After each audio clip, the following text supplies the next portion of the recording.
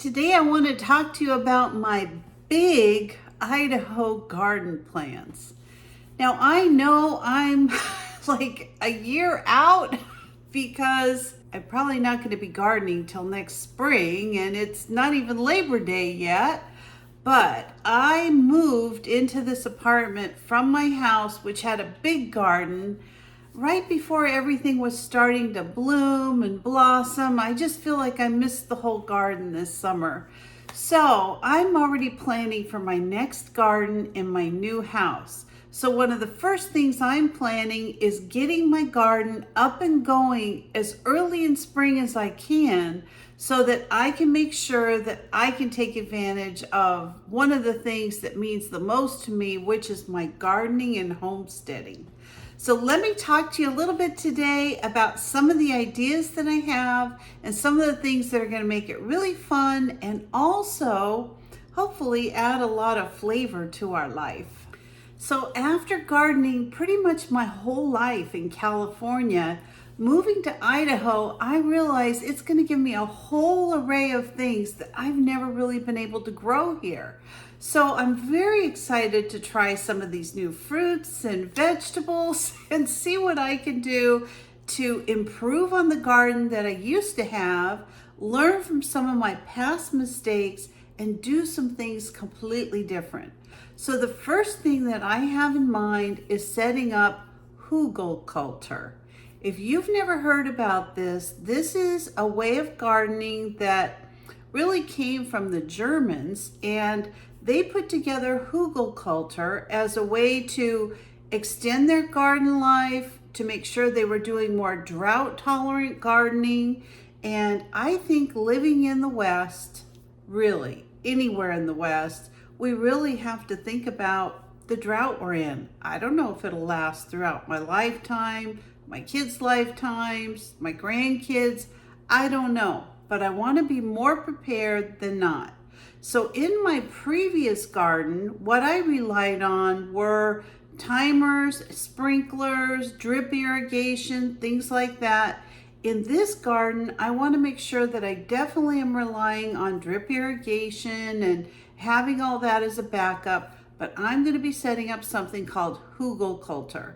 So what that is exactly is you either can do it one of two ways. You can dig big, deep holes into the ground and fill them with heavy logs. You want big, thick logs. You want to lay them vertically in these boxes, just like you'd have a garden bed.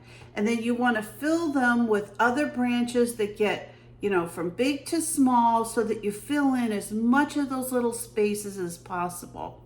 And then what you do is you cover up some of that. If it's in the ground, you'll mound it up more with topsoil, compost, garden soil, all that kind of stuff, and then you'll plant.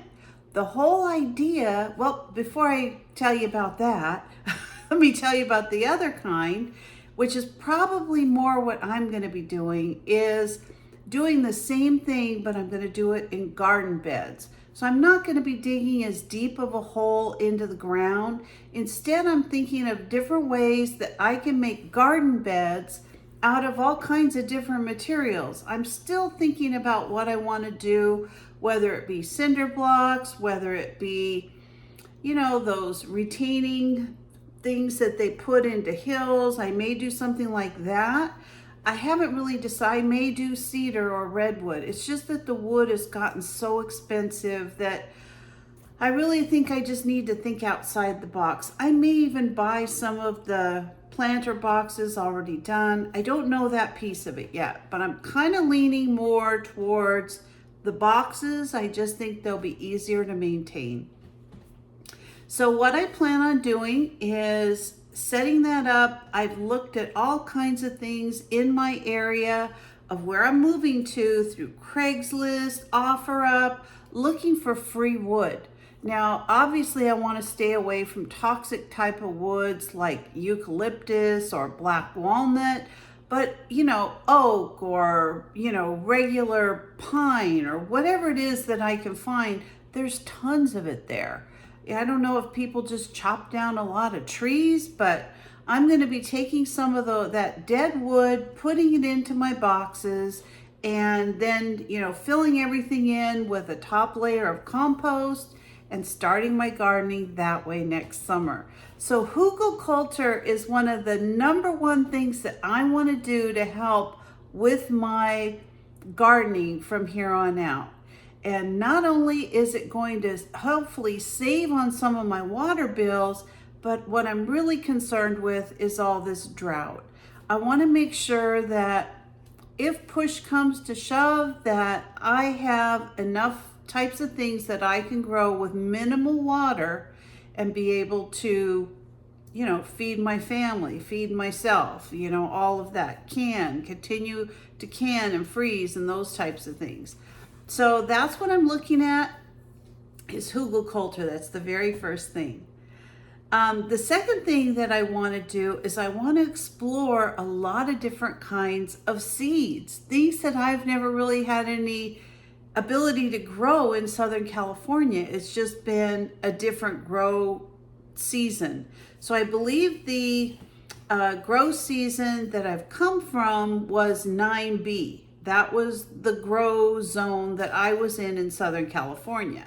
The one that I'm moving to is a hardiness zone 7A. So I'm basically going down a couple numbers on the scale, and that's due to the colder weather in the winter. So what I'm excited about is that that's going to bring me more chill hours to be able to grow different kinds of fruit trees in my backyard. So one of the things that I am the most excited to grow is Rainier cherries. Now I have looked into it in the area I'm moving into near Boise, Idaho, and Rainier cherries grow very well there. They get plenty of chill hours, and I love Rainier cherries. They're expensive here in Southern California to buy them, so I'm looking forward to growing them.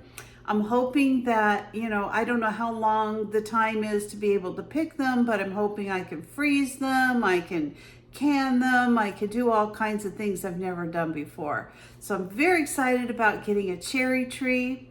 I'm also super excited to be able to explore a pear tree.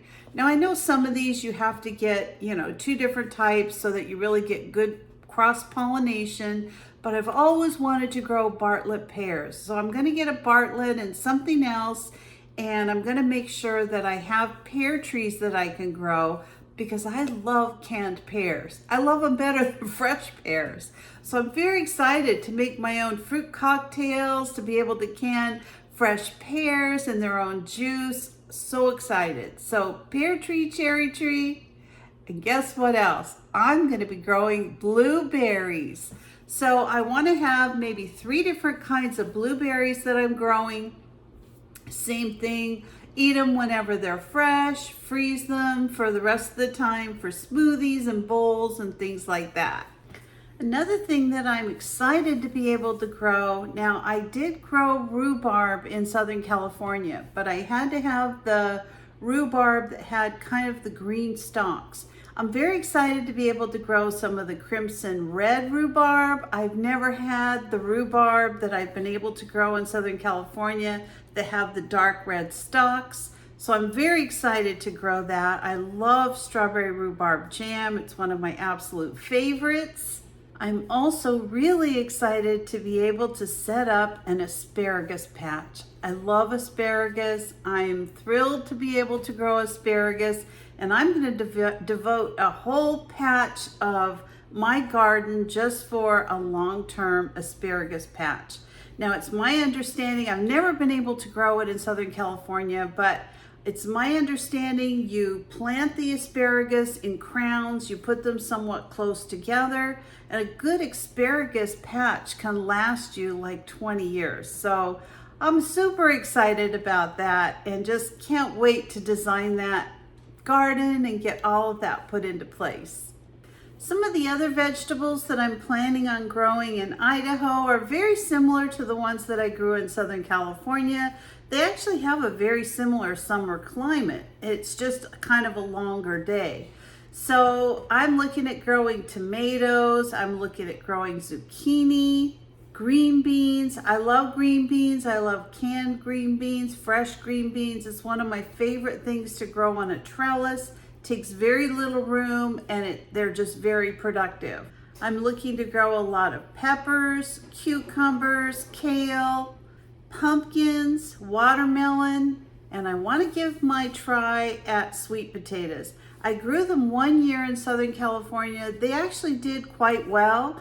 I've had trouble getting myself going with the sweet potato slips every year. It's like, oh, I want to do the sweet potatoes, and then I kind of forget about doing the slips. But I'm going to really work hard at getting sweet potato slips done and then growing sweet potatoes. I have an idea for approximately a 20 by 30 foot garden. I may actually do it a little bit bigger. It just depends on how we want to set up our yard with all the other things that we need, like a patio and stuff like that. But a garden's very important to me, and we did opt for the larger lot, and one of the reasons was so that I could continue to garden. So I'm looking forward to setting up trellises. I'm looking forward to setting up these Hugelkultur beds. I'm looking forward to having just a really nice design in the backyard. In the back part of my property, back by the back fences, I'm going to have plenty of sun to really grow everything. And I'm actually considering, for the first time ever, maybe putting together like a grape arbor or a grape trellis. I've never done that before. I'm going to have to research it, but it is something that I'm interested in pursuing in the new house. I'm excited always to have a fresh garden. I mean, I love having organic fruits and vegetables. That's how I've always gardened. I leave a little for the critters and I have a whole lot for us. And I usually have more than I could ever eat. So along with canning, freezing, eating fresh, I always have lots to give away too, which I always really enjoy. So that will be a lot of fun. And one of the most exciting things for me about gardening is being able to support my weight loss journey. So as I continue to try to get down to that final weight, I mean, I still have like 40, maybe even 45 pounds to go. But as I get more and more and more into this, I realize a lot of it is just making better choices about eating more healthy. I really don't cut out as much as I did in the beginning of the dieting. Now, my dieting has slowed down, but I realize that as long as I stick to the proteins, the fresh vegetables, fresh fruits, kind of cook my food instead of buying a lot of prepackaged things, I mean, that alone does a lot for helping you to maintain a healthy lifestyle and a healthy weight. So I'm going to continue to do that the best that I can. I want more and more self-reliance as far as what I can prepare, what I can cook, what I can grow. I want less and less as far as what I have to buy processed from the store.